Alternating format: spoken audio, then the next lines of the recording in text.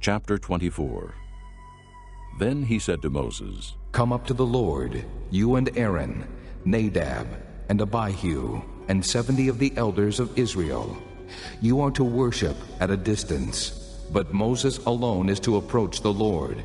The others must not come near, and the people may not come up with him.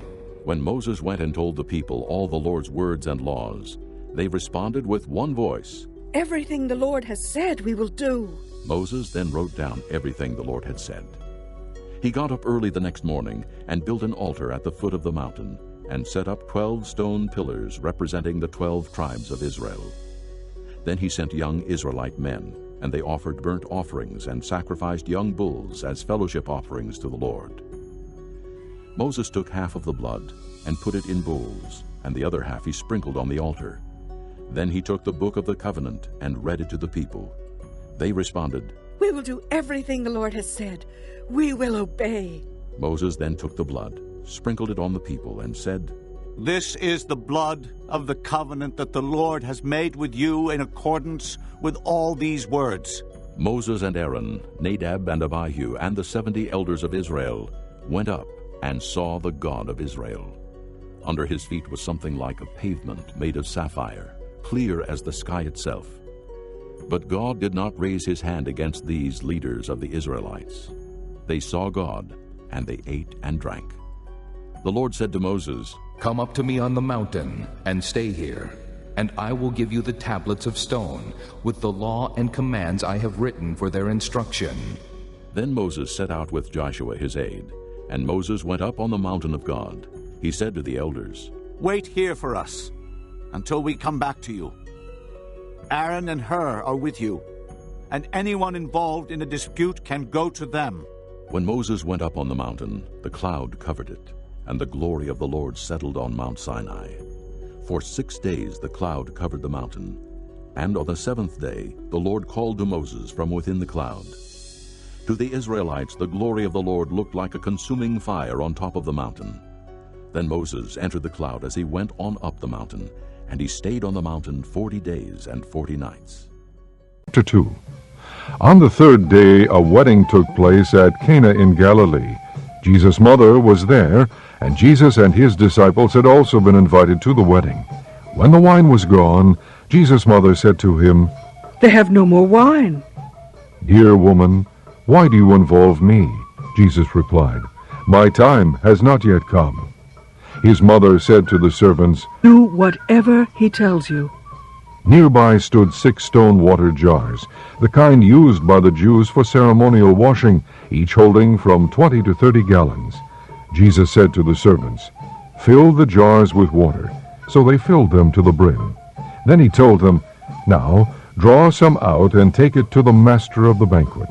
They did so, and the master of the banquet tasted the water that had been turned into wine. He did not realize where it had come from, though the servants who had drawn the water knew. Then he called the bridegroom aside and said, Everyone brings out the choice wine first, and then the cheaper wine after the guests have had too much to drink. But you have saved the best till now. This, the first of his miraculous signs, Jesus performed at Cana in Galilee.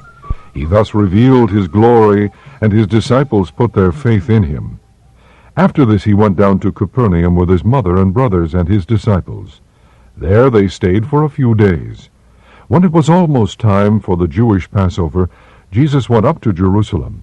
In the temple courts he found men selling cattle, sheep, and doves, and others sitting at tables exchanging money. So he made a whip out of cords and drove all from the temple area, both sheep and cattle. He scattered the coins of the money changers and overturned their tables. To those who sold doves he said, Get these out of here. How dare you turn my Father's house into a market? His disciples remembered that it is written, Zeal for your house will consume me. Then the Jews demanded of him, What miraculous sign can you show us to prove your authority to do all this? Jesus answered them, Destroy this temple, and I will raise it again in 3 days. The Jews replied, It has taken 46 years to build this temple, and you are going to raise it in 3 days? but the temple he had spoken of was his body.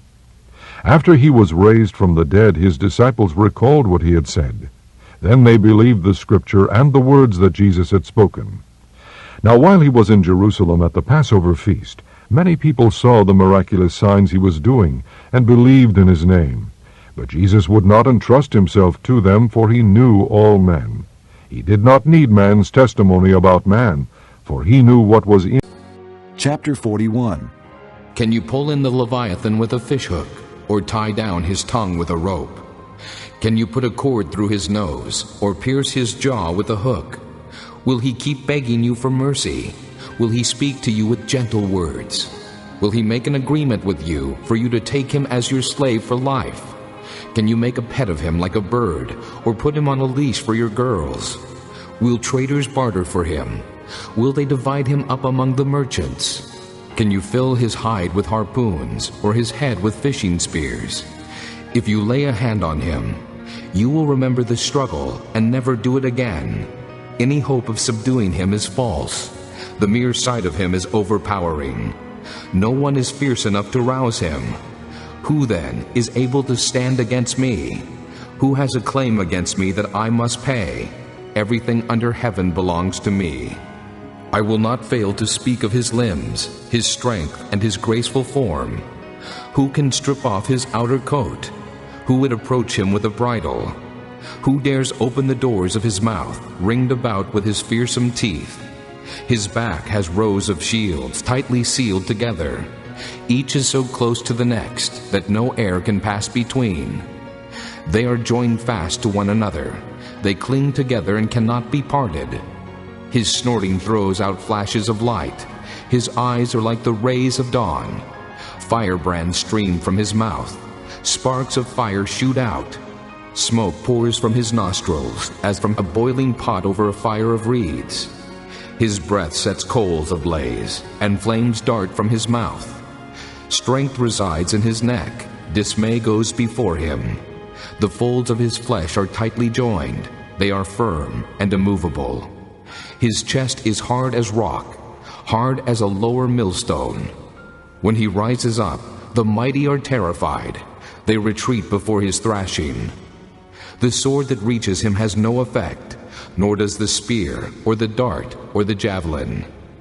Iron he treats like straw, and bronze like rotten wood. Arrows do not make him flee. Sling stones are like chaff to him.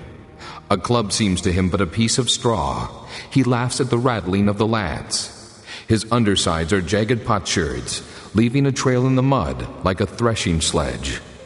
He makes the depths churn like a boiling cauldron, and stirs up the sea like a pot of ointment. Behind him he leaves a glistening wake. One would think the deep had white hair. Nothing on earth is his equal, a creature without fear. He looks down on all that are haughty. He is king over all that are proud. Chapter 11. I hope you will put up with a little of my foolishness, but you are already doing that.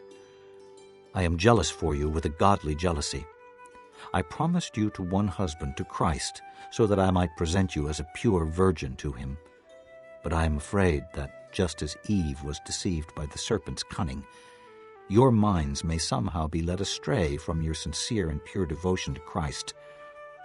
For if someone comes to you and preaches a Jesus other than the Jesus we preached, or if you receive a different spirit from the one you received, or a different gospel from the one you accepted, you put up with it easily enough.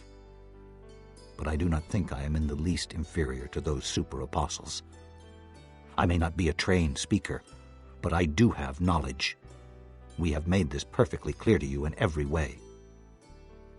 Was it a sin for me to lower myself in order to elevate you by preaching the gospel of God to you free of charge? I robbed other churches by receiving support from them so as to serve you. And when I was with you and needed something, I was not a burden to anyone, for the brothers who came from Macedonia supplied what I needed. I have kept myself from being a burden to you in any way, and will continue to do so. As surely as the truth of Christ is in me, nobody in the regions of Achaia will stop this boasting of mine. Why? Because I do not love you? God knows I do. and I will keep on doing what I am doing in order to cut the ground from under those who want an opportunity to be considered equal with us in the things they boast about. For such men are false apostles, deceitful workmen, masquerading as apostles of Christ. And no wonder, for Satan himself masquerades as an angel of light. It is not surprising, then, if his servants masquerade as servants of righteousness. Their end will be what their actions deserve. I repeat, let no one take me for a fool, but if you do, then receive me just as you would a fool, so that I may do a little boasting. In this self-confident boasting, I am not talking as the Lord would, but as a fool. Since many are boasting in the way the world does, I too will boast. You gladly put up with fools since you are so wise. In fact, you even put up with anyone who enslaves you, or exploits you, or takes advantage of you, or pushes himself forward, or slaps you in the face. To my shame, I admit that we were too weak for that. What anyone else dares to boast about, I am speaking as a fool, I also dare to boast about.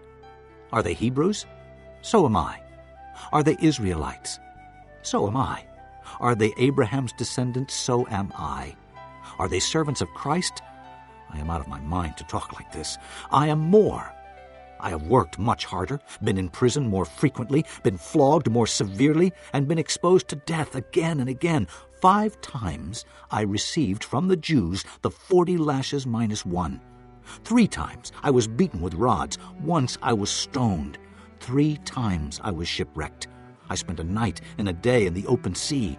I have been constantly on the move. I have been in danger from rivers, in danger from bandits, in danger from my own countrymen, in danger from Gentiles, in danger in the city, in danger in the country, in danger at sea, and in danger from false brothers. I have labored and toiled and have often gone without sleep. I have known hunger and thirst and have often gone without food. I have been cold and naked. Besides everything else, I face daily the pressure of my concern for all the churches. Who is weak and I do not feel weak? Who is led into sin and I do not inwardly burn?